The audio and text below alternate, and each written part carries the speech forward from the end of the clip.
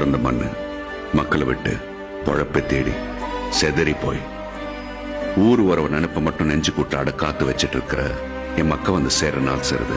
சாதியை பார்த்து பிரிஞ்சு நிக்கிறவன் கூட ஊர்வலத்துல சாமியை பார்க்க சேர்ந்து நிற்பான் சார். அட ஏன் சார், சாமியே இல்லைங்கிறவன் கூட தான் சனத்தை பார்க்க ஓடி வர நாள் சார் இந்த திருவிழா.